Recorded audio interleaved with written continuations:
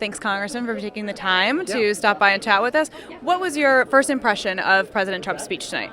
Well, he did a lot of back and forth, compare and contrast, especially at the beginning, I think, where he was talking about the strength of the economy now compared to where it had been under the last administration, as you kept referring to it. There was, I think, he was certainly laying out the case for the health of the economy, the reasons why, everything from the rewrite of NAFTA, which so many people said could never ever happen, and with the signing of the USMCA, the China deal, at least that phase one, the tax cuts, the regulatory reform. So clearly he was laying that out, but then had sort of a bullet point of a number of other issues that we have to deal with, everything from infrastructure to healthcare.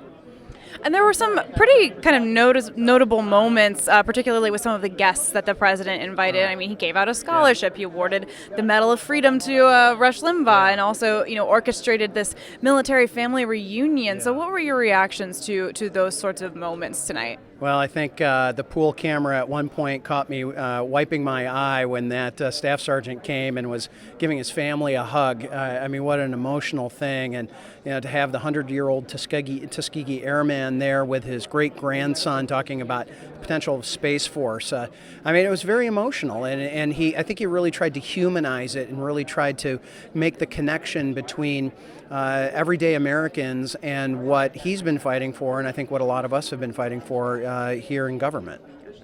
Now, there was, President Trump didn't bring up impeachment, but you could definitely feel some tension in the room.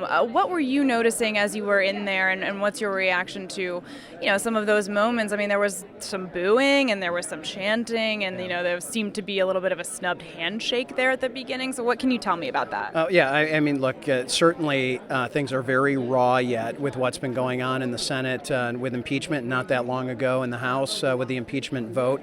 What was interesting to me is that I glanced over and saw some of my colleagues, and specifically Hakeem Jeffries, one of the impeachment managers, refusing to stand up or even clap when the president was talking about prison reform. I mean, that was the most bipartisan thing that we had done.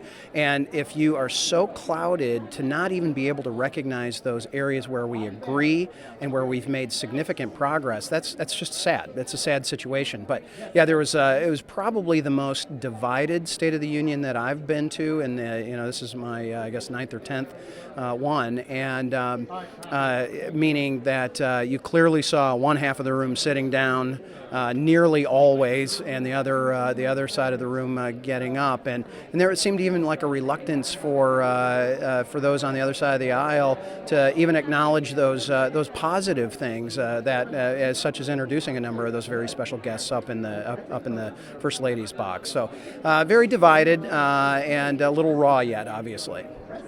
Congressman, thank you so much for taking the time. We really appreciate it. All right, thank you.